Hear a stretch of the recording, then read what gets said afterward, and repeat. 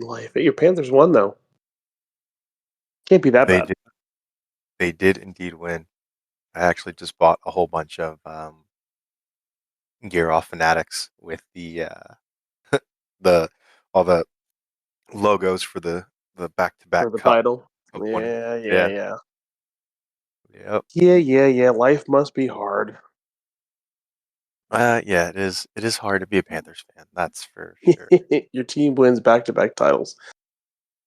What? So last year was 7. This year was what? 6.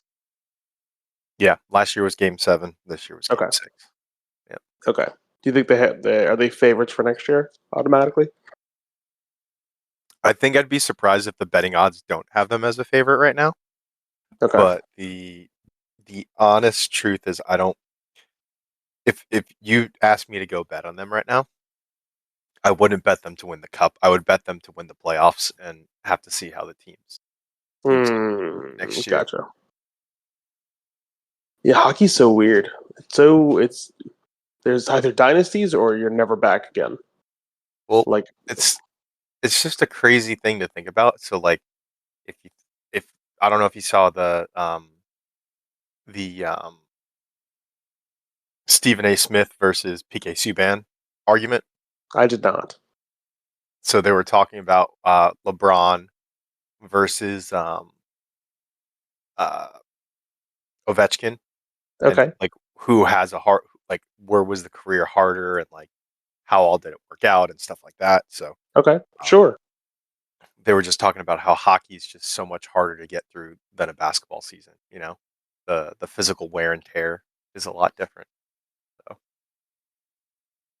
I'm assuming you're leaning hockey. me, oh yeah, 100%.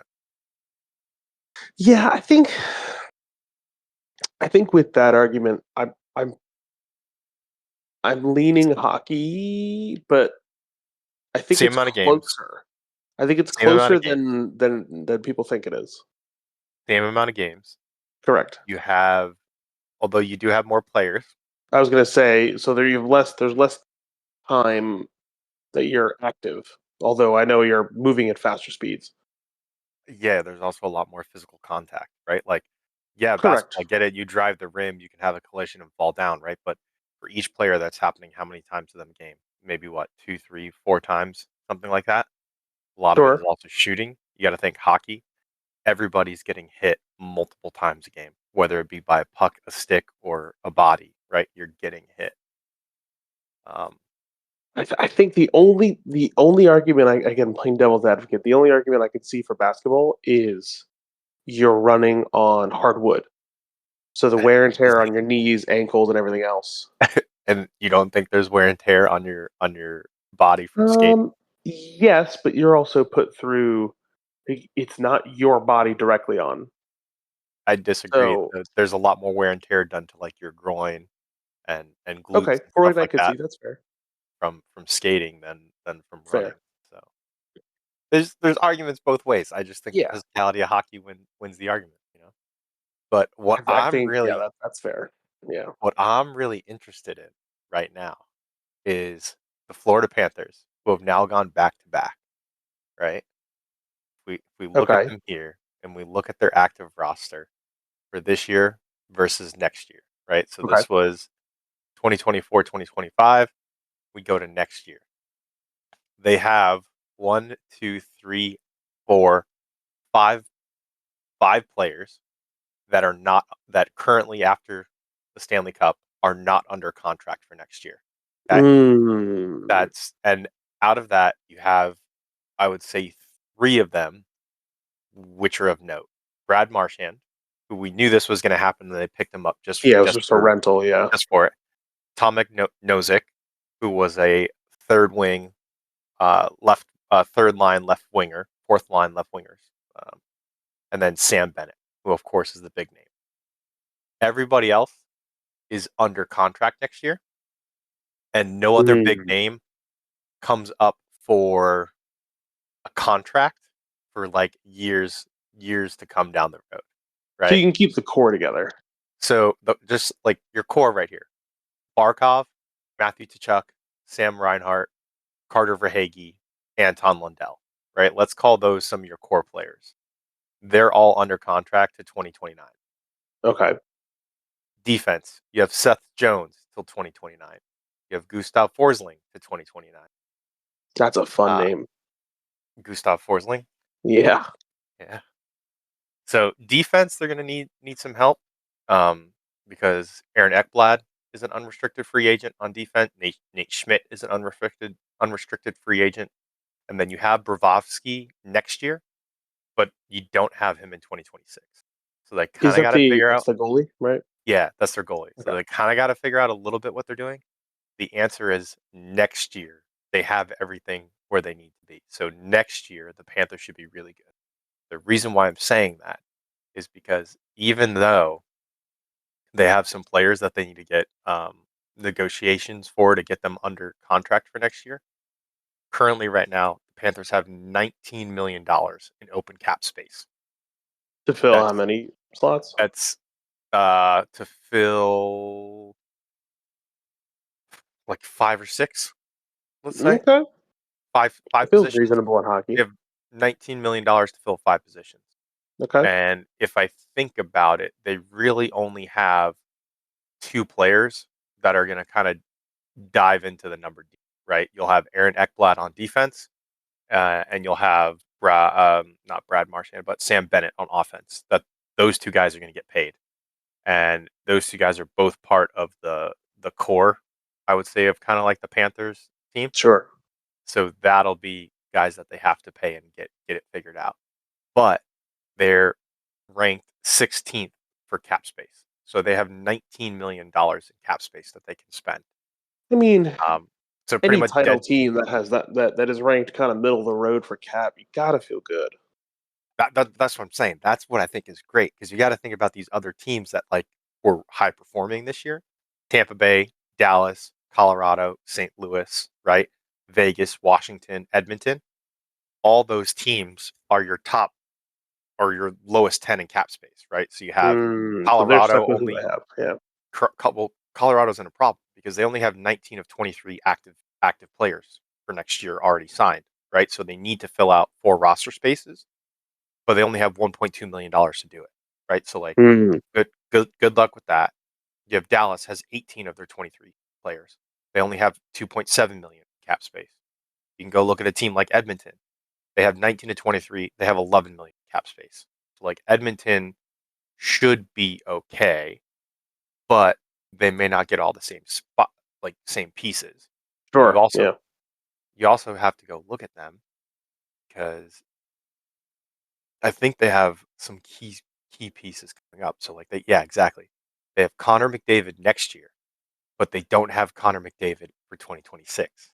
So like this is the crazy thing is like he's gonna play there next year, but what is he gonna do after that? Like the Panthers, I'm not worried about it. Like you have You think Barkov, they'll walk? you have.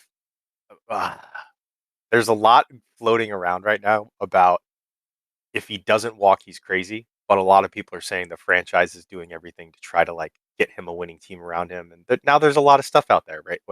What else? What else do you want the Oilers to do, right? They went and they I grabbed mean, all the yeah, pieces they back to needed. back finals. Yeah, so like but this is the argument. The argument is back to back finals.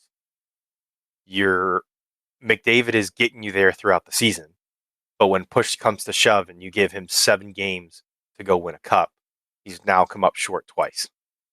Okay. So the thing is, you then end up looking at it 1, 2 ways. Is he choking or is Florida just that good?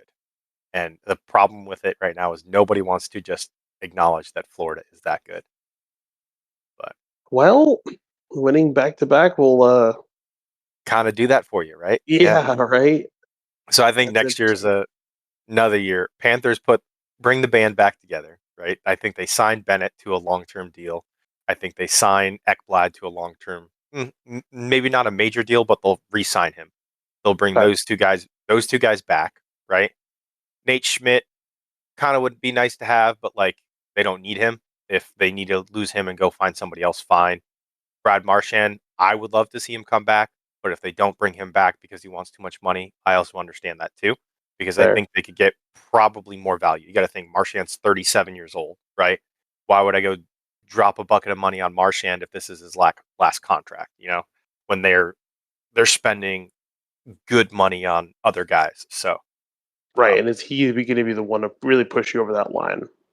I mean, here's the thing: he kind of was a spark this year, right? Like, there's games where Brad Marchand came out and scored a goal that, like, I don't think if he scores those goals in the series against the Maple Leafs, like, they don't get past that series, and if they don't get past that series, they don't get into the finals. And then he has some critical goals in the finals, right? So it's like he didn't score as many goals as some other players. He scored a Okay. lot, but it's like the weight of the goal. Does that make sense? No, Like, yeah, clutch situations. I get that. exactly. So Yeah, I mean, I don't he, know. It's tough because hockey is it's such a fun it's such a fun experiment because the money is so low compared to the other so big sports. yeah, it kind of is really interesting because you have a larger roster, right, than some other sports. You have less cap space, but you still got to put the best team out there that you can. And Correct. I think Yeah. it actually, from a GM front office perspective, is probably one of the most difficult sports to deal with, right? Because you have other sports where you can deal with the luxury tax, you deal with just paying for it and not worrying about it, right? You kind of don't get that same luxury. Here's a good question for you. What you said one of, but what do you think is the toughest GM job? Because I have a pretty firm answer on what I think it is. Uh, you know what's your take? I'd like to hear your take first. It's the NFL by far. And my reasoning is three things. One is you see these uh, veteran professionals who have been in the sport for decades who still fuck it up every year. Every year there's somebody that the fans go, really? Like, you just did that? You signed this guy? You traded this guy? But the intricacies of the contracts, the salary cap, I feel like that's the tricky thing to have to navigate because most teams are spending what 20 to 30% of their cap on their quarterback. Hmm. I think the only other thing that makes football so tough is um, the draft. Like 7 rounds of the draft, plus the amount of free agency. Like, you just have such a large roster. You have to find keep holes wherever you can, but you can't build a team that's too young because if they all get old at the same time, then you're over the cap. And I just think I I think it's an interesting job. I think I kind of agree with you. I think if I don't say hockey because I'm biased, I do agree that it is probably NFL. And the thing is just raw. You have to find value up and down, right? I think that's the biggest thing. If If for you 52 positions, right? and like, but isn't that amazing? Like, how does a team like the Kansas City Chiefs do it then? How do you Well, afford to pay? How do you afford to pay Mahomes what he gets paid, and still put together a grade A roster around him? Like, you're giving something up somewhere. so what's interesting about Kansas City is you signed Mahomes to that deal, which was the famous 500 for 10. So he's making 50 million a year, but that was signed 4 years ago now. I think it was right after COVID, I want to say. So at the time, that was crazy. That's crazy money. No, you can't pay him that. You can't pay him that. You're going to handicap your team. And then you look now, and like there are multiple quarterbacks making more than him. Uh,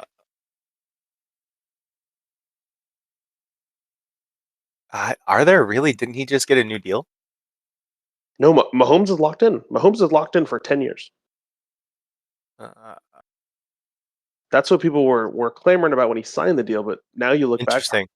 So he's got a huge contract at 450 million.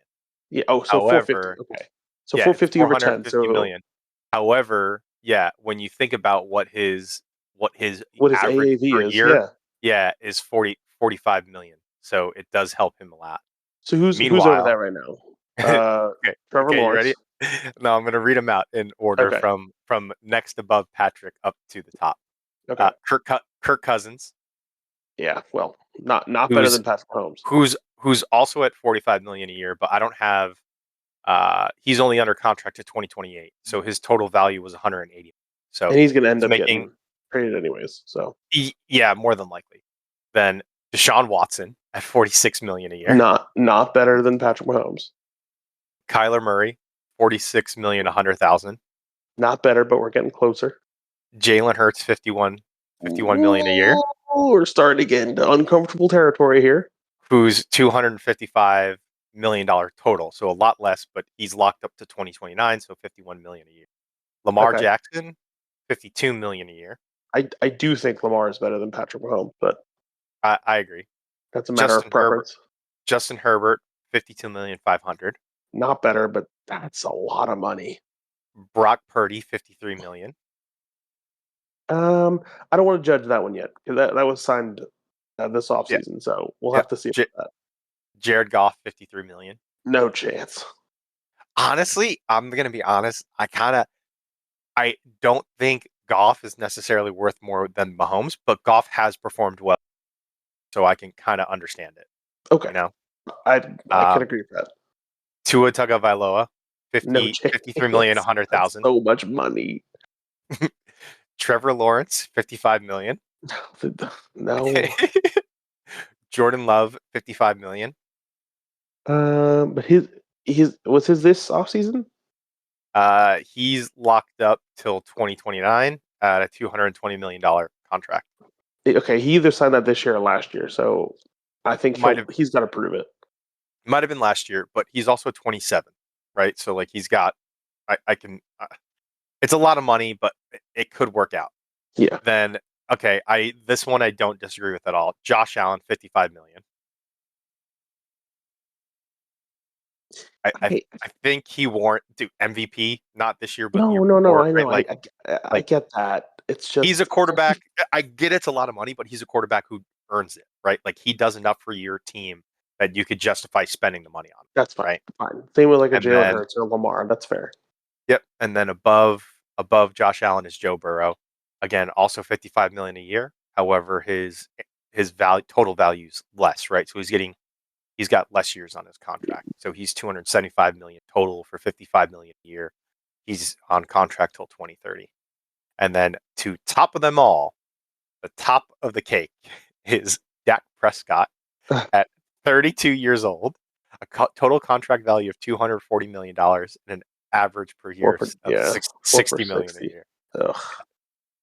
which now looking at it is horrible. And I'm like going down the list here. So if you go below Patrick Mahomes, you have Stafford at 40 million a year.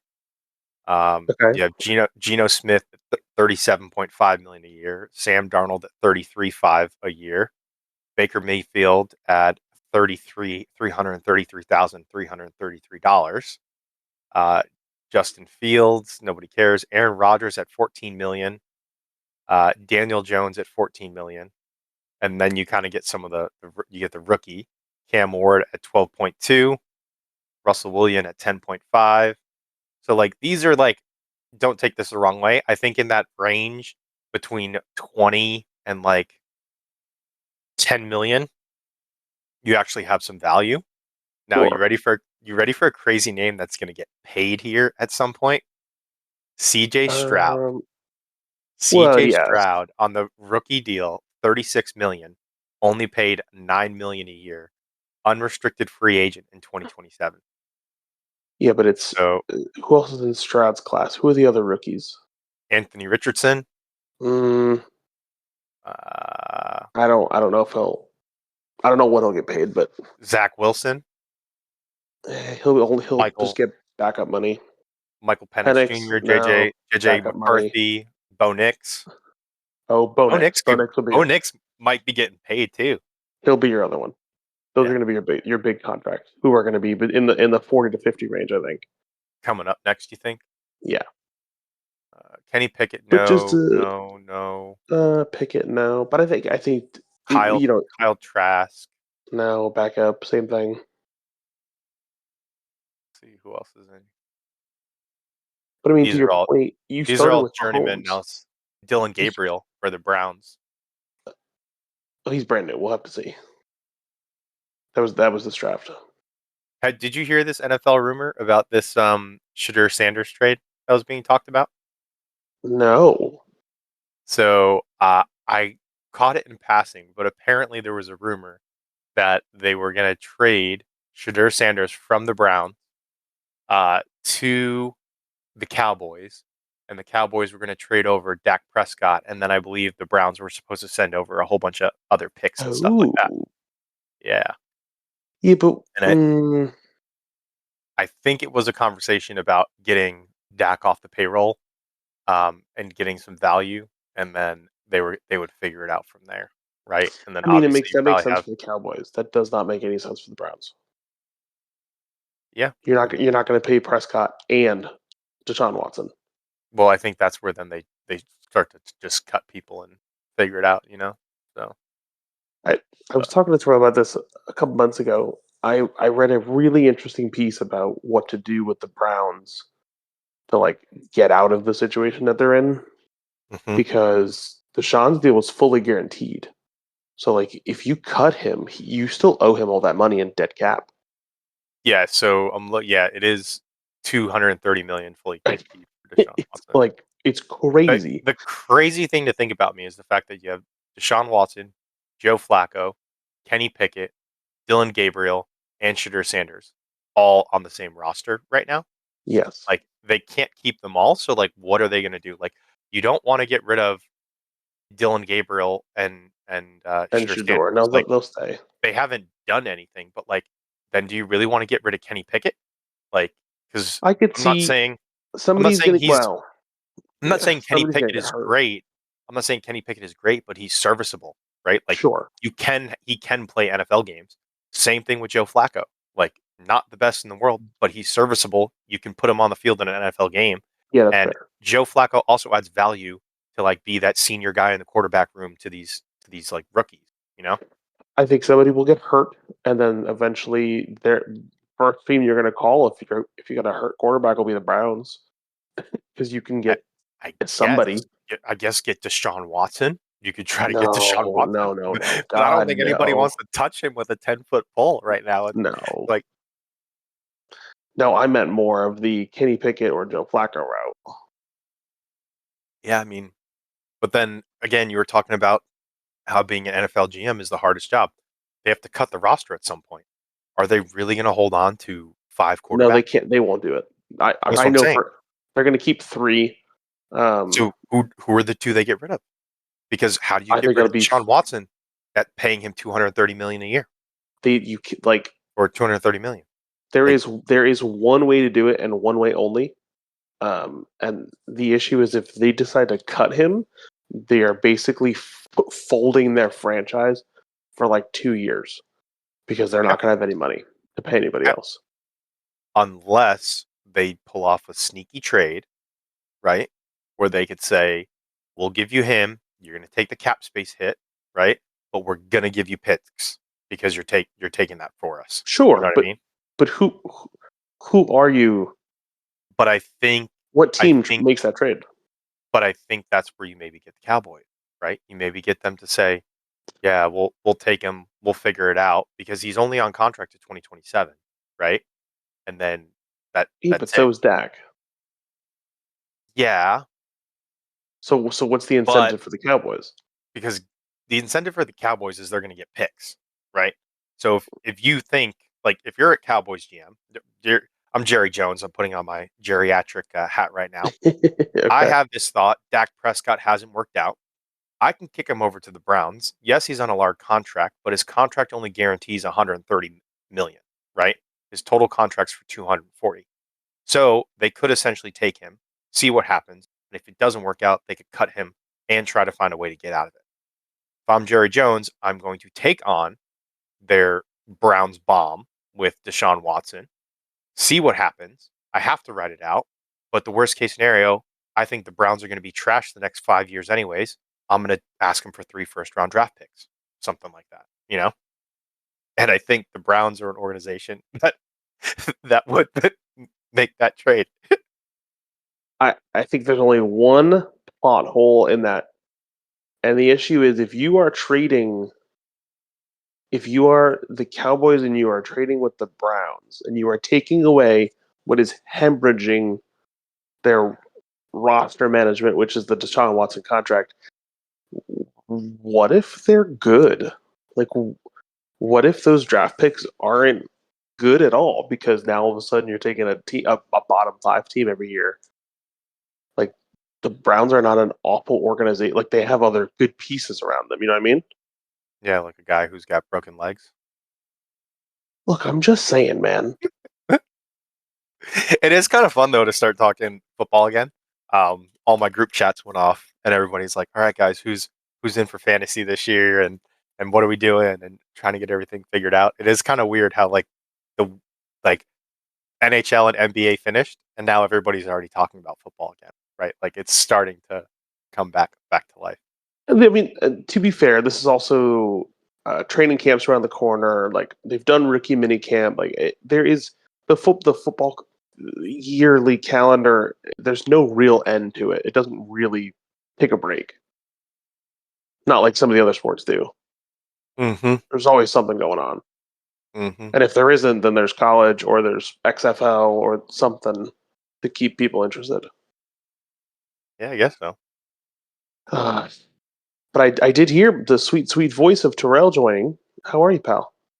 Yes, sir. Sorry I'm late, boys. But I am doing well. I had a very long weekend of work, but we are alive, and whatever doesn't kill you makes you stronger. So Sound we're like a here. true pharmacist. Yes, Working sir. work working weekends has to be like the bane of the existence.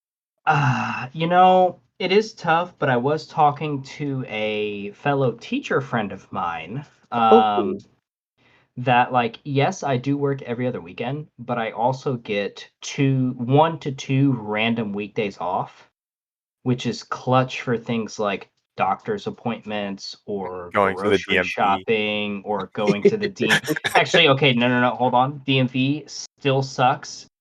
9 a.m. on a weekday. it Just doesn't so you matter. know, Confirm. Any it day. doesn't Can matter. confirm. DMV, yeah, there's no fixing that, no matter what you do. So DMV is still like an X if you're talking like package deals, like you're doing your internet TV stuff, you're still getting an X there. But for stuff like that, it's kind of clutch, like because the grocery store is definitely a lot less populated, That's fair. so I can go peruse and do my thing in 20-30 minutes. Even Sam's Club.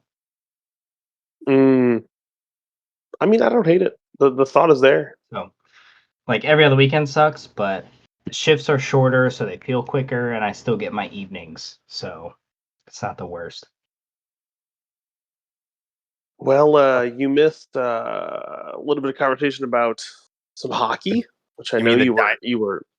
the He was so dynasty? bummed that he missed the dynasty. This dynasty that's about to occur? Yes, Uh, this dynasty that's about to occur. About that's what we thought about the Lightning too. So pipe it down over Oof. there. Well, the Lightning did I mean win what I mean, 3? yeah, I mean, I would 3, argue the yeah, Lightning had a mini dynasty there. we Like, did, what do we you did, yeah, what do you want to say? And honestly, some may say it's not actually over. If you think about it, they've made the playoffs the last several years, right? it's fair. Like they're in the conversation, right? Indeed, we could find a way to get past the Panthers, but I'm Amen. happy a Florida team won it. We are a hockey state. Yeah, there you most, go. most bizarre statement ever, but Um, but yeah, so we talked a little hockey, and then we were just talking about. Let's ask Terrell. What do you think is the toughest GM job to take? in Sport. sports, Which sport? Yeah. yeah. Sports wise, Yeah. oh boy. I don't know enough ins and outs of like hockey and baseball because so to me, if you're gonna ask me, it's gonna be one of those two. So Okay. baseball, if you have money, you can spend it. That's kind of how Correct. baseball works. If your organization has money, you can spend money however you want to spend money. That's So fair. think like small market teams, they can't spend a lot of money. They get what they can get. They just put a professional product out on the field. Then you have the New York Yankees can go spend any dollar amount they want and put whoever they want on the field. No cap? Like there's no cap? No, well, No. it's not a cap per se, but there is a luxury tax. Yep. So Oh, okay. the cap is unlimited. But you But just if pay a you're little above extra tax. yeah.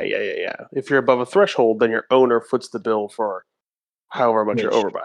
Goes back to if you have money, you can spend. Correct. But when you're the New York Yankees, they Yeah, it doesn't matter. surpassed. I'm looking at a stat right now. They surpassed the luxury tax from the years of 2003 to 2017, and then the years of 2019 to 2020, and they paid $348 million in luxury tax to cover all those years above the cap. So it's kind of one of those like they're good, right? So if you have your organization is like the Yankees or the Dodgers and you have the money, you can do whatever you want kind of situation. Yeah, that's pretty fair. That's pretty simple way of explaining baseball. Okay. The next Well, interesting thing is they have a high cap, right? So when you think about how many players they need, like their cap is 250, just right around $250 million is what they have. For a 40-man roster. Correct. But you'll have teams that won't even actually get to the 250 million, right? So like your Devil Rays. yeah, we're not hitting that cap. You mean are you talking about Tampa Bay Rays? The Orlando Rays? Yeah. No, you mean the ones that are coming to Jacksonville? I did see that, but I don't think No. they're going to move them to Jacksonville. So I just want to be clear on this. I actually a buddy of mine here in Jacksonville works not directly for the Jags, but he works for the company that runs the stadium operations, right? Okay. And the word that's floating around the office is that the Jacksonville baseball stadium where the Jumbo Shrimp play, the foundation is equipped to build a third. So there's already 2 levels there. It is equipped to build a 3rd level. So structurally, they could take that existing structure and they could build on and around it. You don't Think need about it for the Rays. I don't think that the Jacksonville Jumbo Shrimp Stadium is MLB like ready. Oh, regular. So Okay. it would definitely need some TLC to go into that stadium, but it is by no means out of the realm of possibilities. And when you think about what they're doing with the football stadium and the fact that you don't have another professional franchise, like true professional franchise in the city of Jacksonville, it would kind of make sense to say, hey, we have the Jags right here. We have this baseball stadium right across. We're going to go put a MLB team here. You'll have football during football season. There's a slight overlap, but then most of the year you can just run a baseball team without having any conflict, right? And you just schedule overlap till what, October if you make the playoffs? Yeah, but I mean, do you think that smaller market team coming to Jacksonville is going to be making the playoffs all the time? I mean, I guess in their defense, the Rays have made the playoffs quite a fair amount of years. The Rays stand a chance, but but the positive is like they could find a way to schedule around it, right? Like they could be home when the Jags play their London games, right? They can be away the rest of the weekends when the Jags have home games and stuff like that. So they would find a way to make it work. But I did also hear that they are looking at Orlando, which I think it makes sense. To me, I think that what was their proposal? They were asking to be in Tampa instead of St. Pete or something like that, right? And that's what they want to do originally. Like Ybor City. And it got shot down. And then that's kind of how they ended up, because of the stadium damage, that's how they ended up at Steinbrenner, right? Correct. Yes. So, and now they have to wait out the agreement that they have before they can move the team, right? Okay. Unless it gets broken, yeah. I had this thought the other day, and I could not know anything about anything, but like, what if we just weren't a dome stadium anymore? You don't have to be. Like why? And I don't know what the talks have been. Obviously, like at first it was after Milton, it was like repairs are going to be X amount of dollars, and the stadium's not ready. That's like, well, what if you just didn't put the canvas back up there? Like I'll tell you, the stadium's just sitting there with no canvas and just the frame. I don't know. That's a good question. Like, I mean, there's plenty of stadiums that don't have a dome, but Yeah. A lot of the ones Like- that are in the South, it's because of the weather. Weather, and I get that, but Like a 1 p.m. day game in Tampa might be a little hot over the summer. it is 97 right now. So Bro. You also got to think about versatility. Like if they cover it, they could use it for other things, right? that's fair. Concerts. So yeah, Yeah. concerts, conventions. Like there's Fair. other things they could convert the space and use it for. You also got to think you don't have to worry about weather delays, right? There's no covering the field. There's no rain delays, right? They Sending can all the kind of have fans things. to their cars, yeah. Fair. Yeah, because you got to think Yeah. up north over the summer, right? It's not like the weather's not as volatile as in Florida. You know, here if it hits 90 degrees, you're getting a thunderstorm every day at 4 p.m. no matter what happens, right? Yeah. You really want to Yeah. be having to rush. I guess now at the pitch clock, they could start a game at 1 and they could be done by 4 o'clock. But like, do you really want to play those games? You know? Play those No, odds, yeah. That's true. It was hailing at 6 p.m. today at my work. So Jeez. yeah, a little wild. Yeah, welcome to Florida. I think it's crazy to not have a domed stadium for any sport in Florida at this point. Yeah, I'd probably be put for the summertime at least. Mhm. I'd be pushing for that too. So I wrote a little article. I don't know. This was like 2021, maybe 2022, when Orlando first put in a proposal for MLB. And I don't. It was some stupid name. I don't even remember it, but they were going to do funny enough, a domed stadium, and they were going to take land that was out by SeaWorld. So it was going to be like, down International Drive, right within all of the parks that are down there. So you have to go, into all that traffic, into all that mess. But like, I think it made it to the last three. Yeah, but they have. That's where the turnpike, the 417, and I-4 all kind of intersect. So there is enough ways to get. But that's my point. Is that they basically, this was prior to the Rays even being on the table. Like, they tried to put in a bid in just to become an expansion team. It really is kind of crazy. Think about Orlando, right? Such a major city. They have the Orlando Magic, but they don't have any other, like, for a city that size, and like You got that's Orlando such City a too. large. What?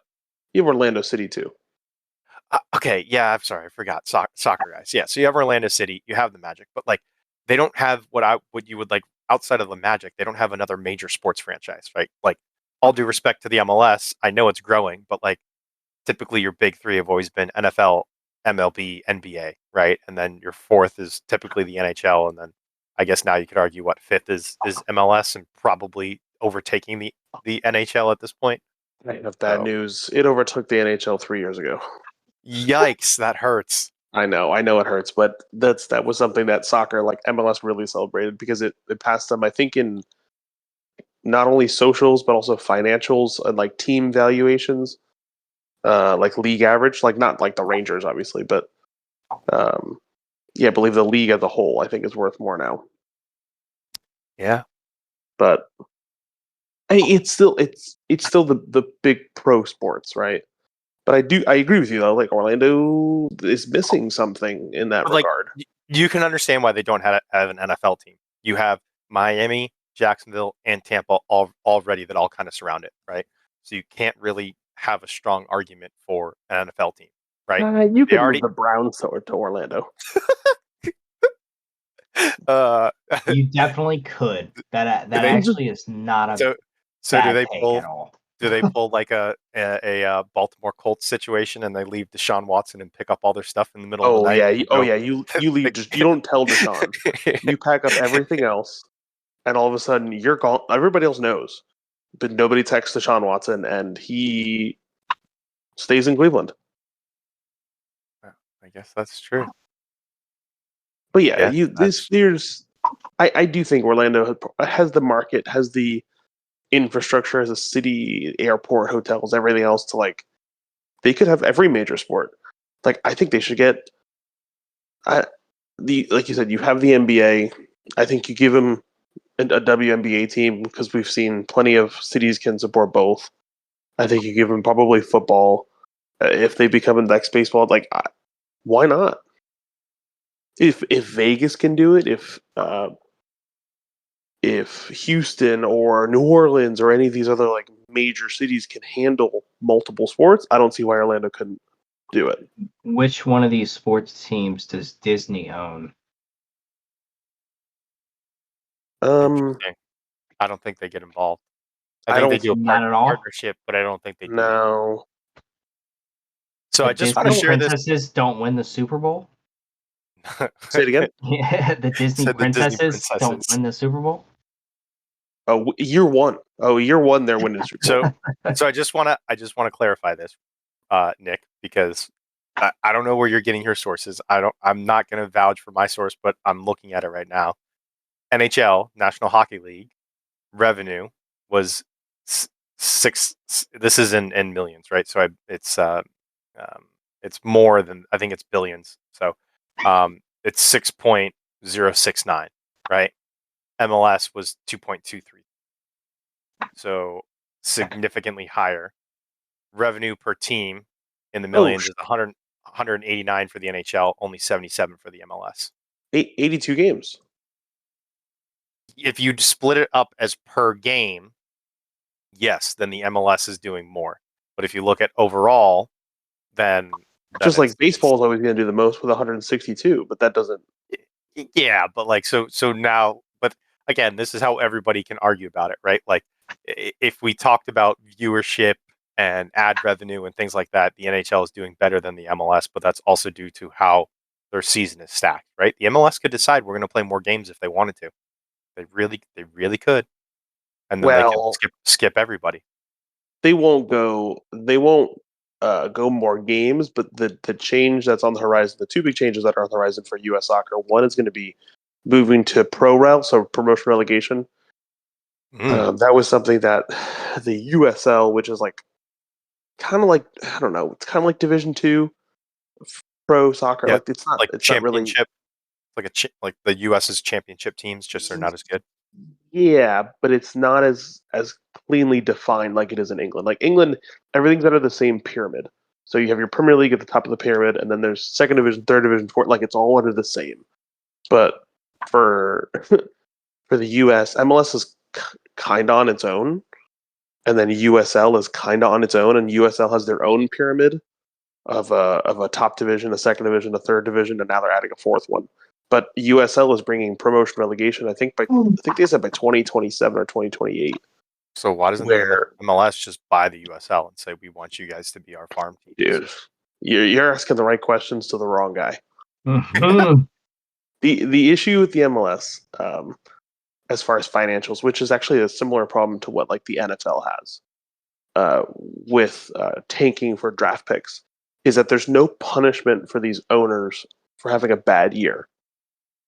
Right? If you're the Browns, let's say, because we've been poo-pooing on them all night, but if you're the Browns, if you're the Haslam family that owns the Browns, your fans could tell you to sell the team all they want. The league is, you're never going to get a call from the commissioner that says, "Hey, you've been bad 10 years in a row. So you need to sell the team." Real question: why does the MLS have a draft? They shouldn't, and it's very close to being abolished. But I just want to be clear, because the way professional soccer works around the world, I'm not aware that there's ever like a draft, right? You can sign a player to work to play in your under division teams, or to play, like, it's kind of my understanding of it was always more like college recruitment, right? You try to pull people in, but you never had to draft them per se. A player could choose where he wanted to go, either by who was playing him or who was giving him the most playing time, or who was giving him the best chance to win championships, or whatever. Absolutely. Whatever, No, you're right. And that's how it should be done. And then you get rid of this draft problem. Teams don't tank, and you implement a relegation system, right? Like then everything works the way it's supposed to. Yes and no.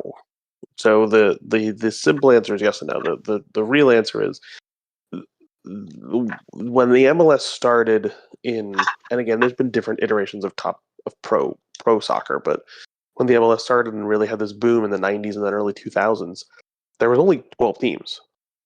And it was all American players, right? Not necessarily. Majority. When the NASL was around and was really popular 70s and 80s, like that was Pele, Beckenbauer, like there were all these international guys. And then when MLS kind of had this revolution, especially when the U.S. hosted the World Cup in '94, like it was really select, and it actually kind of mirrors what the WNBA was going through. Like only like your big cities have teams, but the rosters are like you can only have so much talent because if there's only 12 teams, they might not be needing people every year. So what happened is as they were going through this expansion every year they're adding a team or you're adding two teams, one in the West, one in the East. You had to find a way to fill out those rosters. So then obviously the draft makes sense because they're basically they were mirroring the MLS after any other uh, pro American sport. Right. So well basketball does it this way. Oh well football does it this way. So we want to do that too because we want to be successful. That was their mindset. That's why we haven't, as the MLS, we have not changed our calendar to match the rest of the world. So we're one of the only leagues that play over the summer. Also not on primetime television, just to be clear. Well, they were. The Apple signed TV this bought the Apple. rights. Yeah, I know, but like, don't take this the wrong way. If I was perusing the TV on a Friday night and had nothing to watch, there was a soccer game on and it was MLS, I might throw it on. But like, Oh, I'm no, I not agree. going out of my way. I'm not going out of my way to put Apple TV on. So like, that's I kind of agree. like the smart thing they did about it is they do have viewership, so they could tell Apple, we're going to bring our viewership to your platform. The downside of it is they're not going to grow their existing viewership because it's not necessarily easily accessible. I think the viewership deal for me, well, again, kind of twofold. A major issue that MLS had was scheduling, and they, for instance, right, because we would go to one Orlando City game every year. You could have a game any day of the week. It could be a Tuesday night game, a Thursday night game. You could have a Saturday game that is a 4 p.m., but next week maybe it's a 6 p.m. Like there was no consistency. So what Apple did, which I thought was really smart, was they basically mimicked it after the NFL. Okay, so everybody's going to play on Saturday. We're going to have 3 primetime games, so everybody plays at 7. Maybe we have West Coast teams are going to play at 10, and there's a primetime game for the East Coast that we're going to have at 4. And then Sunday, same thing. We'll have a 4, a 7, and a 10 o'clock game. And like everybody follows the same schedule. And that has really helped. But before that, dude, it was a Wild West. So they should adapt some version of that, but also allow teams to play more days of the week, right? So you got to think, and the NHL and the MLB structure that, but you have also a primetime game on Tuesday, right? Kind of like akin to like how the NFL does Thursday night football and Monday night football, right? Yeah. Keep that same structure, but extend with off short week and long weeks that will alternate for different teams. So that way you allow more exposure on a weeknight, right?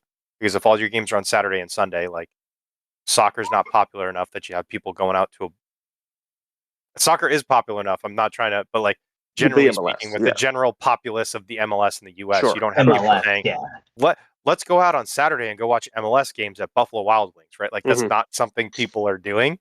But I think if you made it more accessible, right, it potentially gets better, right? Well, then you also have the small detail of the CONCACAF Champions League and then the Leagues Cup. And those two events, that's your midweek games. That's why MLS can't play those. I get that, but like it's a scheduling nightmare. I get that. They're doing themselves no favors, to your point. But I think if they were to just go back to like the rest of the world schedule and go from August to May, like everybody else, it would make things. But then you're competing with NFL football. Most of your games are Saturdays. College football, my guy. I understand that, but at the end of the day, you're always going to have something you're competing with. I agree. I think the juggernaut is they're going to be competing with NFL and NCAA football if they go that time. What really should happen is I think they should play over the summer, but they should. When does their season start? May, right? No, they start March. March. Ooh. So they go March to October, and then playoffs are in November, December. Yeah, see, I still think then they should shorten the season, right? Like, what's the need for them to play so long? Like, I know they take a because they take international break and they well, have a the MLS tournament. doesn't. Interesting. That's So why? So they just play one game a week okay. So from. ready, I'm gonna hit you with this. So right now, the U.S. is in the Gold Cup right now. So Gold Cup is all of the teams in CONCACAF. So it's Mexico, Canada, U.S., El Salvador, Honduras. All these teams are playing this tournament, and the tournament's in the United States. So Yeah. in the USA, yeah, like say, I think Seattle is going to host one of the U.S. games. Seattle's going to be hosting the U.S. men's national team against whomever, but the Seattle Sounders MLS team will also had a game tonight And in the stadium. in the stadium. See, but that's also poor planning because then Seattle should have had an away game, right? So that way you could have used the stadium to hold the international game. Then your Well, home franchise would have had. international's not until tomorrow, but yeah, Okay. But my point is they could have held an away game and then it doesn't conflict, right? Like it's like smart. You have to be smarter with the schedule. What I'm trying to say. I think it's less about the scheduling, the facilities, and more like let's say as that Seattle team, you don't have any of your players from those countries that are participating in this tournament because you Yeah, didn't take a break. but see, that's the next thing. That is what I would say is the great challenge to be a GM in the MLS is the fact that if you stock your team, like I'm trying to akin it to like a video game, right? If you stock your team with all like attack characters, right, you have no defense, right? So like you have to You balance got to your team balance it. out. Yeah, Yeah, if you stack your team with all the star players from Mexico, and then Mexico has a friendly or Mexico has a qualifying match, guess what? You lost half your team. But if you have one player, two players, yeah. right? Like the problem is then it disincentivizes your team from From like getting those like top players, taking those top players. Yeah, but like then again at the same time, what do players in Europe do? I understand Europe takes international they breaks, but take like breaks. So yeah, there it's is different. so It's basically for Europe, what they'll and it's not again, it's not just Europe. This is Europe, Africa, Asia, Australia. But what they'll do is, and then South America, there is a 2 week window that yeah for all of those international club play. seasons are off. Okay, Yeah. hey, we're going to go get our games in or our league games or tournaments or whatever, and those players will report to their countries for 2 weeks and then come back. So I don't understand why the MLS hasn't done that yet, and that's what I'm saying. They should play more games more often, right? They shouldn't just be playing all their games are on Saturday and Sunday. Like if you're playing over the summer, start like have a two. You get a 2 game week and a 1 game week, a 2 game week and a 1 game week, 2 game week and a 1 game week, and then you get a bye week or something like you know, or then you take your international friendly breaks, something along those lines, right? So they can It's make a it better. mess. That's all I'm trying to say. Oh, They can make it better. for sure they could. Oh, absolutely. You should apply for that job. They would never hire. I would be so radical with the ideas. They would never take it. But what would your idea? You'd be the guy getting thrown out the window in the corporate office. What did you All, say? Yeah, all the 100%. players should wear headbands with advertisements. No, I just think that it's such a and it's so funny because I keep likening it to the WNBA because it's to me it's a league that isn't quote unquote established enough yet that you can still change things. Like Yes, they could. the NFL, it is what it is, dude. It's gonna be the same for like 50 years. Like nothing you do is really gonna drastically change that league. You can add an 18th game, you could make the cap size bigger, but the league will still stay the same. Baseball, same thing. You can change the pitch clock, whatever. Like the league is going to stay the same. Basketball, same thing. Unless you were to like widen the court or change the 3 point line, it's going to stay the same. MLS, it's almost like a sandbox. Like you could do so many things as this league is still figuring out its feet. Um, that I think would be so interesting. So right now, I think the league's at 36 teams. I want to say 18 in the East, 18 in the West. 32. I wanted to say. I Am thought it I was wrong more. I on thought that? it was more than that. MLS team count.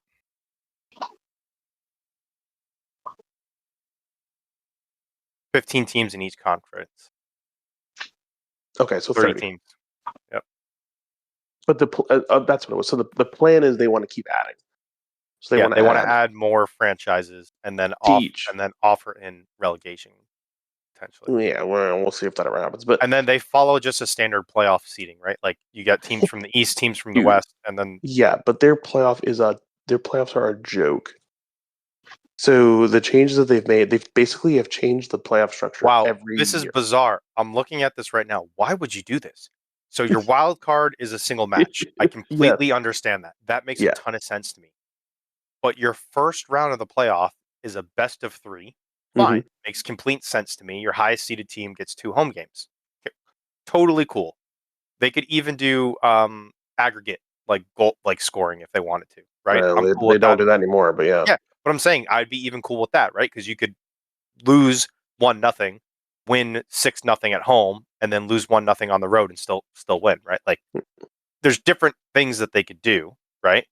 But then your conference semifinals and your conference finals are just single matches. Yep.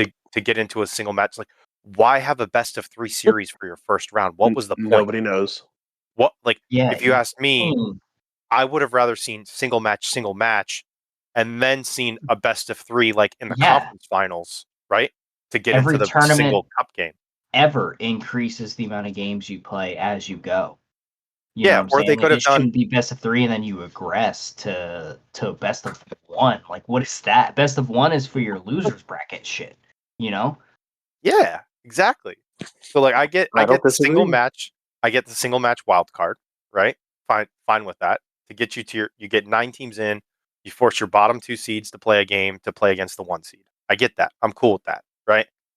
Then I actually don't mind a best of 3 series, but if you ask me, the best of 3 series should then go the whole way. If not, the first round. I mean, I guess they have it as best of 3 in case that your 1 seeds don't have a one and done loss, is I guess the thought process there, right? Like I'm looking at last year, you had Inter Miami play Atlanta, right? But they like turn around the next week and get a 1 and done loss. Correct. Which is further in the tournament, sure. It's your semifinals or what have you. But that's what I'm saying. Like I'm looking at the 2024 MLS Cup playoff, and it's hilarious to me. In the Eastern Conference, Atlanta beats Montreal in a single wild card playing game. They beat Miami in a best of 3, right? And Miami was the 1 seed. Yep. They then go on to the conference semifinals and they lose a single game to Orlando City to then get eliminated. What was the point of them going in and beating your 1 seed and being a potential Cinderella story to then just lose in a 1-game match against Orlando City? And it's not even like Orlando City rolled them and they didn't belong there. It was a 1-0 match. Like I would have now liked to see a 3-game series there. Does Atlanta win a 3-game series again? Right? Like if they start round 1 with a 3-game series, they needed to continue that. Now, if you get to the MLS Cup and you want to say the cup itself should just be a single game, fine. But like force teams to play single series the rest of the way.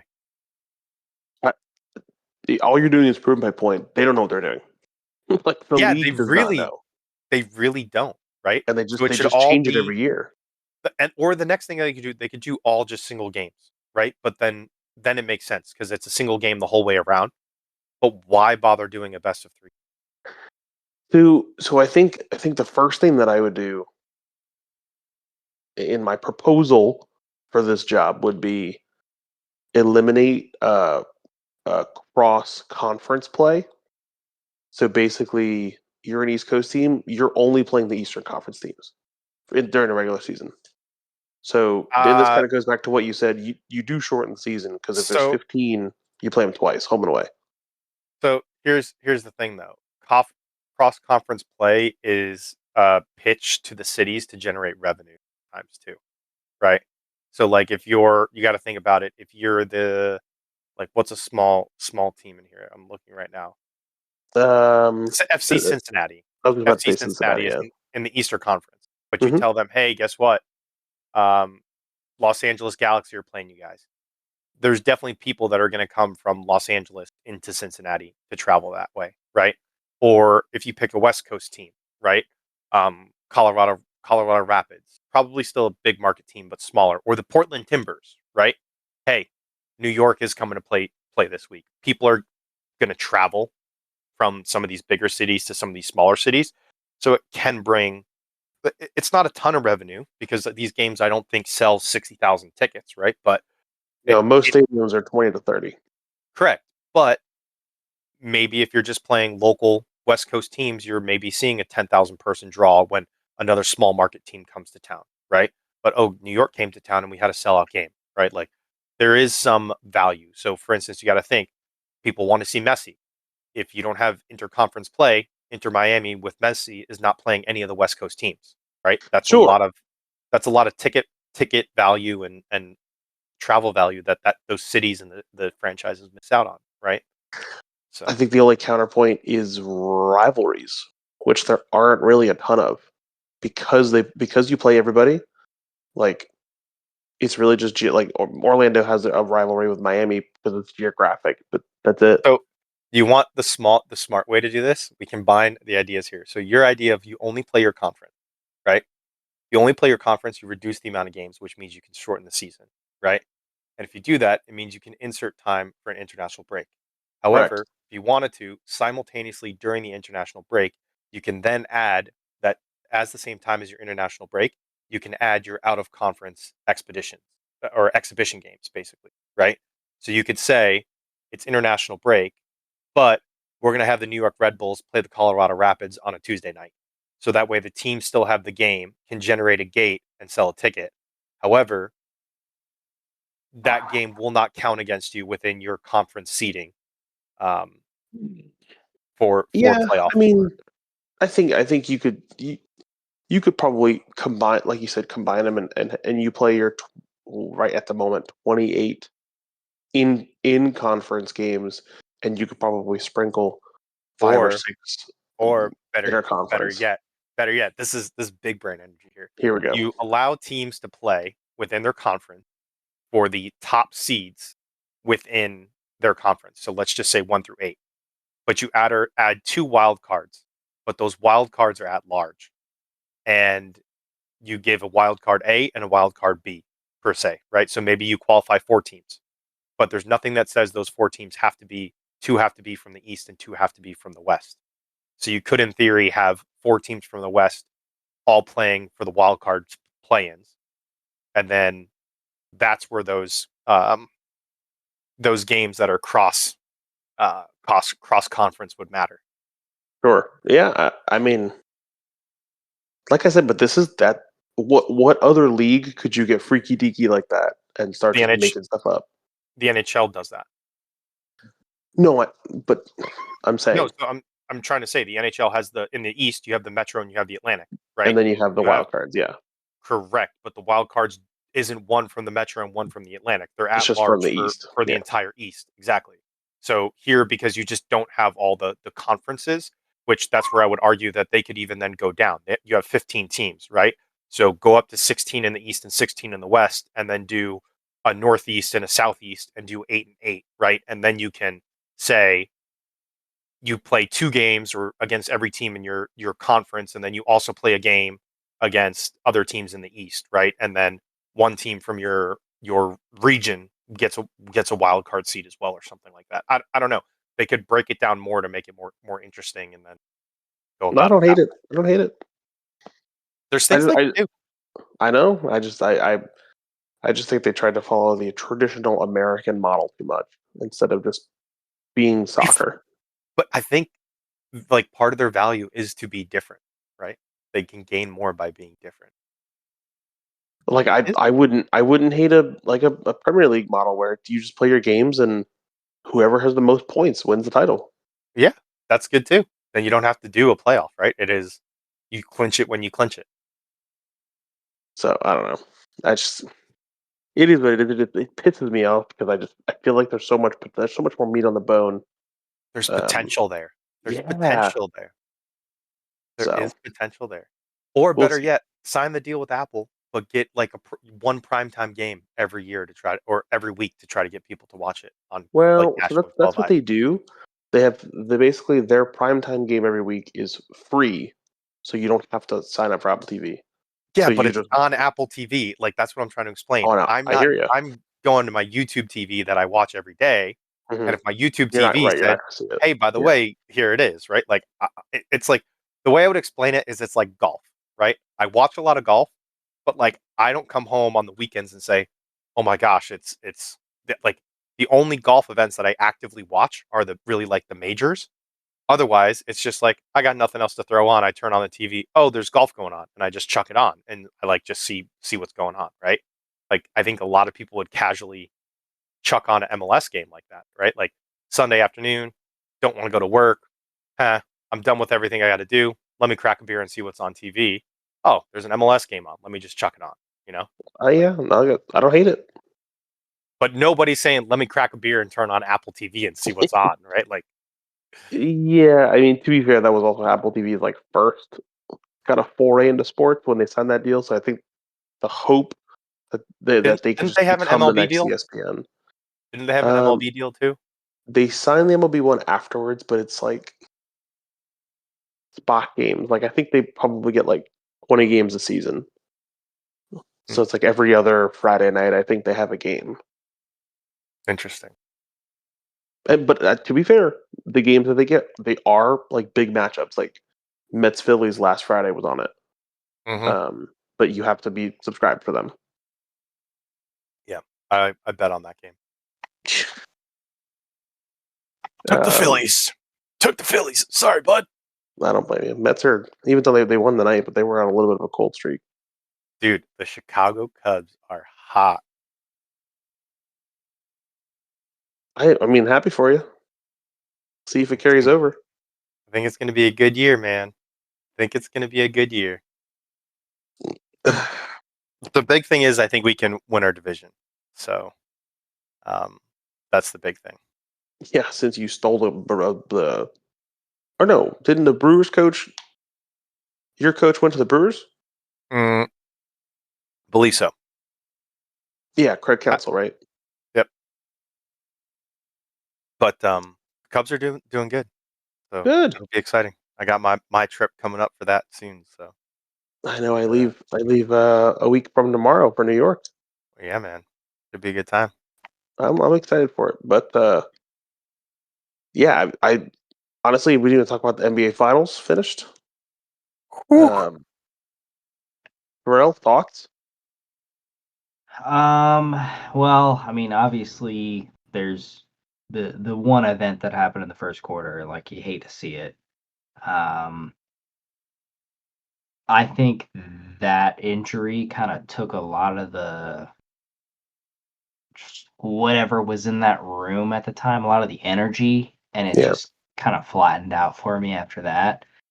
Uh, obviously T's and P's to Halliburton, speedy recovery, but like this is something I was afraid of with the Warriors trying to put in Curry too soon. Like sure. I said it. We saw it with Durant when he had the calf injury and we put him in on a last ditch effort and he tore his Achilles. Saw Like it with so it's Tatum just this year like too. yep, with Tatum, like it's just pain to see that occur. But I mean, props to the Thunder. I mean, all that said, like Curry went down, and then the Warriors still ended up winning that game. So I don't think the Pacers were out of it. It felt like they were out of it, obviously, but I mean, they were only down 12, and they've done more than that with Halliburton's help for sure. But I think for it to go to 7, first of all, was more excitement than I anticipated it to be. Sure, I think that's I thought fair. this was going to be 5, 6 at the most. But so for it to go 7 was kind of exciting. I was actually like kind of excited to watch this NBA game tonight, as opposed to oh well yeah NBA's on tonight. I guess I'll watch that. Just because I feel like we all knew who was going to win, and they did end up winning. But I mean, a good finals, like, a game 7. I think they said it only happened like 20 something times before, maybe 13 to 18. I could be off on that. But no, I mean, it was fun. Good for the Thunder. Get them a ship, and then we'll see what else SGA has to offer to the league. Yeah, the league is kind of just his playground right now because Boston. he's gonna. No, Boston's Boston. I mean, Tatum's out all year. They just traded away Porzingis and they just traded away Drew Holiday. Oh yeah, did you not see the new rumors that were coming out too? No. That apparently Jaylen Brown could be on the list and Derek White. I think the Jaylen Brown one would surprise me because he's best friends with Tatum. And both of them signed long-term deals to be there together. So I think that one would surprise me. But Derek White, I mean, I get it. Yeah, I They think. had to change something. So Yeah. just to be clear, it's not that Boston's trying to trade him. However, they are receiving offers for him. Oh, I'm sure they are. So, but a lot of people are saying that these are offers that might be action. Enticing. Yeah. Yes, 100%. So, I don't know. It'd be interesting to see. I mean, we've already seen Durant to Houston, right? but Yeah. I don't understand why Boston would do that, right? Because it's like they had a lot of those pieces that won them a championship, right? They came back and they got to the finals again, and it just like didn't quite pan out due to like some injuries and stuff like that. But then because of that, you just say, oh well, you know what? Let's just start trading pieces away, right? Like, Well, no, the issue for Boston is so the team got sold. So there's a new owner taking over next year. And because of when they won and then all these guys got long-term deals after that, like they're over the apron. So they're going to owe like a decent chunk of change. So the new owner's like, we don't need to win. I don't need to empty my pockets. Well, because now obviously Tatum's out with the Achilles, he's out all of next year, so you're not going to compete. So then the mindset is, okay, if I know we're not like most of these owners say, okay, if we're going to compete for a title, I'll blank check, I'll pay whatever. But if we're not going to compete, like I don't want to pay that money. So then you make some trades, you get back under the salary cap, you essentially just tank next year, and then when Tatum comes back the following year and everybody's healthy, okay, then we're back into title mode essentially. Because Tatum's only 26, 27? Yeah, he's young. Right, so you have time, is my point. So if you take a year off, make a couple trades, they're still getting pieces back. Right, you trade away Drew Holiday, but you're still getting Anthony Simons. You get a couple second round picks, like Yeah, they picked up some youth too, I believe, in some of the trades, right? So like younger guys that weren't on big contracts that they could correct, see what happens or trade them down the road kind of situation. and they can decide if they want to. Do we then give them a deal? But I get it, but like you got to think, even without Jason Tatum, they did have a team that was kind of set still pretty well. So like they could have made the playoffs. That's what I was gonna say. My honest opinion, even without Jason Tatum, they could have made the playoffs. Now, how far they get, that's a question to be stated. But even without Jason Tatum, I think that team makes the playoffs. Yeah, but I think that team would have had the third highest payroll in the league. Yeah, I get that. So are you paying a third highest payroll for an 8 seed team? Like no. I'm True. good. But True. anyways, So then you Terrell, good. Then you think they just pay too much for some of the players and it's time to clean house. That's basically what it is. Terrell, to your point though, I don't Durant the Houston. Do you think that makes more sense for Houston or for Phoenix? I think that makes more sense for Houston, looking at what they gave up. I mean, it might also make a decent amount of sense for the Suns, given that hey, you tried it, it didn't work. On to the next. And for Houston, it's a new, fresh look, right? Like you get rid of Derek Brooks, and I'm not going to say anything about that, but the memes are out there. I'll let you guys find them. And then you pick up Kevin Durant, who, I mean, like goes without saying, is a league superstar. So, like, why not take a crack at it a year, maybe two, see if you can get him some weapons and see what kind of run you can make? Because you lost to Golden State, which isn't a bad loss. I mean, it looks like it 2v7 On but paper, it is, yeah. on paper it looks like a bad loss, but it's not a bad loss. Like, you lost to Steph Curry. What are you gonna do? So I think adding this, like, yeah, we might see them in the same spot next year. Who knows? Yeah, I don't know, man. I'm kind of Skeptical. Durant's what, 37 now? He's up there. He's got this team and maybe one more if he does some one-on-one deals. So I think for me, you look at Houston, young team, youngish coach, like, pieces were there for them. Do I think they're missing an elite scorer? Maybe. I think that they're probably missing an elite point guard and a big man. I don't think that Durant files under either one of those two. Now, of course, he'll be great for, like, locker room presence and a scorer whenever they need one, but I don't know if that's what they were missing. So, to me, I don't think it makes sense. And to give up what they did, which were two of their pieces. Again, like you said, they were a 2 seed in the West. Yeah. Like, they're making the deal like they were a 6 seed trying to climb. Like, they were doing something right. I don't know. Ooh, so they gave up Jalen Green for Durant? Yeah, that's what I mean. But that was their piece. Wasn't he like their guy? He's a starter. But I guess it didn't work out for them. What was he? How many years in the league is he? Ooh, I want to say 4. Let's see right now. I think he was 2021 draft.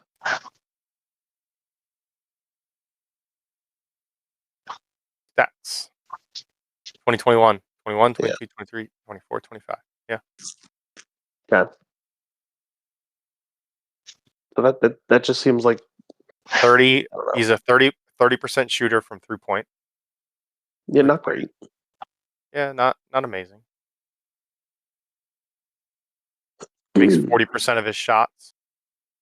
Yeah, basically not a scorer, but 20 points per game. So yeah, nothing crazy. But like you said, he's what, 22 years old? Yeah. There was another interesting one. I'm now just looking at like the NBA's list of trades since you guys switched over there. Happened today. Utah Jazz made some trades because the draft was also going on. Tonight, yeah. Yeah, so they traded up. They've had 2 first-round picks. They picked up Walton Clayton Jr. from Florida. Ooh. They traded up to go get him, to get a second first-round pick. Which is kind of crazy because he was projected to go at the end of the first round. Oh, yeah, they went from 21st up to 18 to go get him.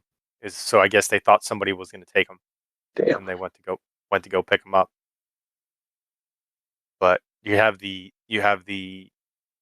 Celtics trades in here. Then you have the Phoenix Suns trade in here. The Knicks still don't have a coach. Yeah, it's really the Suns trade was big. There's a Memphis Grizzlies trade in here. I don't know how big these names are. I'm trying to see. I don't really know either of these guys.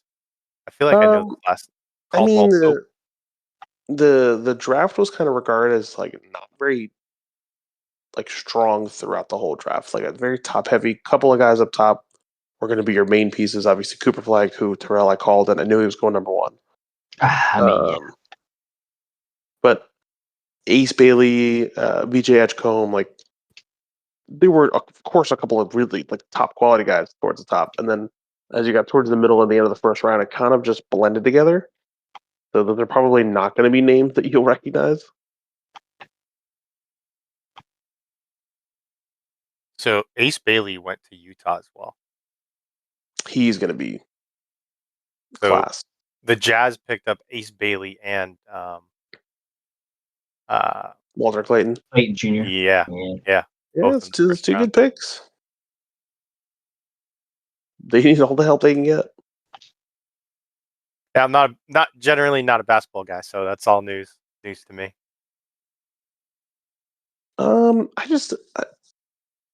as we're talking about the GM stuff, I think basketball is one of the easier things to get right. And I think that's why you see most of these franchises have an idea of what they're doing. Yeah, the only thing I think with basketball that's difficult is the game's different, right? Like the college game is different than the pro game. Sure. But okay. But Yes. if you draft a world class shooter, you know He's you gonna got a be world he's gonna be good you regardless. have a world class shooter, right? Yeah. You drafted a big man who can get up and down the court. You know you drafted a big man who can get up and down Correct. the court, right? So I think for some positions, yeah, the NBA is easy to know when someone's going to be good or when someone's going to be bad. But I think for some of the other positions you don't necessarily know off the bat, if that makes sense, right? Like I think point guard, shooting guard, pretty easy. I think center, pretty easy. I think some of the small forward, power forward draft picks Can be tougher, sure. may or may not. I think that's the hardest positions to draft successfully in the NBA, right? Because like point guard, you can see a guy's vision. You can see how he moves the ball. You can see how he runs the team. Shooting guards, right? You know, and the point guards and both shooting guards, you know who's shooting, who's not, who's moving off the ball, right? Like, and the big guys, I think it's more about physical attributes, right? But like, the games are different, right? Like, No, for sure. they For sure they are. they are very different games. But and it's funny because I'll just go back to what we were saying. Dylan Gabriel broke every single record for passing in college, and he may never become a starter in the NFL. Like you just I mean, don't. It's so much tougher to do in other sports. football's a different animal. That's the thing. I The know. I'm games, just saying. Like you could have the somebody who games. dominated college, and then you're like, I don't see it. Yeah, but also think about how many kids that played in college don't get drafted in the NBA as well, right? Yeah. So like, there's a ton of players that actually don't get drafted, but it's interesting. It is very, very interesting. You got a ton of international players getting drafted too. Oh yeah. I love how international basketball is. Dude, guy got drafted out of China. I'm like looking through the list right now. It doesn't say a team, doesn't say anything, just says China. There's normally a couple of French guys always go in the first round. Yeah, there's a French Um, guy in the first round here. and that's just like they're just the quality. Like basketball's an international sport, similar to soccer. They're just guys who Well, it's the will play in concept of every you other don't country. have to play NCAA football, right? Like they can go play basketball at a high level elsewhere in the world. So it's really fun, man. There's a lot of good things out there, and it's just for certain places. It's how do they get stuff right? Right? How does the MLS get it right? How does the NBA keep himself relevant by drafting people internationally? Right? Like it's there's a ton of things that go into these things. Ton of things. Well, yeah. This was the little 2 week off. Nice to kind of catch up on some current events. Anything else you guys got? No, nothing from me. Florida Panthers dynasty. You know, it's gonna happen. I did get a good laugh now seeing all the stuff. I know the Thunder won, but everybody talking about how young the team was. That like none of them even knew how to open champagne bottles. I don't know if you saw that video. I did That see was that part quite of the video. quite Yikes. hilarious. And just for me, the contrast of if you watch the videos of the post game celebration of the Thunder and the post game celebration of the Panthers is just drastically different, right? You have a team that can't open up champagne bottles. Meanwhile, you got the Florida Panthers listening to Pink Pony Club, smoking cigars, chucking beer in the air, right? It's just like two very different worlds. I just found that contrast very interesting. It was fun. The only other detail, just to go back off of that, in March when the March Madness was going on, I saw this detail that the Auburn Tigers men's basketball team had an older average age than the Oklahoma City Thunder. That's crazy work. So yes. Auburn's starting lineup was 23.2 years old, and Oklahoma City's was 24.4. So yes, Oklahoma basically had a college team playing on their court against the rest of the NBA. Crazy to me, and these guys won it in their first year of being here. I mean, I would love to like get into it, like how many of those guys are on contract and what does their cap situation and stuff look like, because that could be a dynasty team too, right? They just won one now. I think they were good last year, right? And then they were decent last year. Terrell and I got into their contract stuff a couple weeks ago when the playoffs first started. I guess a a couple months ago now. Good spot. Yes, they're in a good spot for. I think it was for 2 years. Oh, that's all you need though. They don't have to touch anything for 2 years. They got to the playoffs last year, right? They won this year, and then they can try to go back again next year and the year after. Right? And then things get a little dicey as all their guys, because they all drafted them like in back-to-back years. They're gonna have $50 million player over $50 million player this year. Like, it's just gonna keep going. I get that, but like the flip side of it is then they get to choose who they keep, who they pay. Sure. If that's an organization that is drafting well, right, then they can go draft new guys. So yeah, I mean, they'll figure it out. It'll be interesting to see. I think I sent you that video that basically says like OKC got where they were because of a because of a trade of who is the Orlando Magic player? No, it wasn't Ibaka. Gosh. Yeah, I know what you're talking about though. It's like they had some like butterfly effect of one trade that happened 12 years ago led to a dynasty. Yes.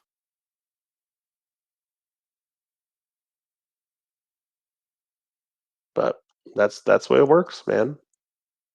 When you get somebody who's competent. Oh, well, yeah, that's the original. Lewis. There you go.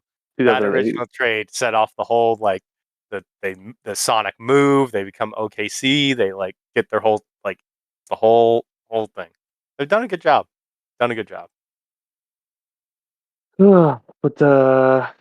that's it for me, man. I've had some fun, but now that I'm back in the States, it's easier for me to try to catch up on these sports. So we'll have some more to dive into next week. Hell yeah! Must have been some withdrawals there. You know what? I just think the toughest part is that there's no version of like ESPN. Like Canada has TSN. So when we were in Canada, Sky Sports. But you have to pay for that. It's not free. Oh, really? Oh, see, I've never been to Europe, so that's my point. Is like Canada, I want ESPN. All right, so I can switch it over to TSN, and they have their own version of Sports Center. They have like it's all Canadian stuff, but they still have their 24/7. You have to pay for everything in England. It's awful. So I was like scrolling through my phone when I was on Wi-Fi, like, what's this and what's that? And then the time change, I didn't see any of the games. I didn't see the highlights till the next morning. One of the mornings we woke up and we had to get up early, and it was 6 a.m. our time, and there were baseball games finishing. Yeah, when West Coast games. Yeah. And I'm like, dude, this is so trippy. But yeah, of course, I missed the end of the Stanley Cup. I missed the bulk of the NBA Finals, but it's all good. My teams weren't in it. So, but that's it, fellas. Enjoy the rest of your week. Good stuff. Enjoy all the Cooper Flag propaganda, and enjoy your new Stanley Cup merch. Woo! Yeah, it's coming in hot. Hell yeah! All right, fellas. Catch you guys next time. All right, man. Y'all take it easy.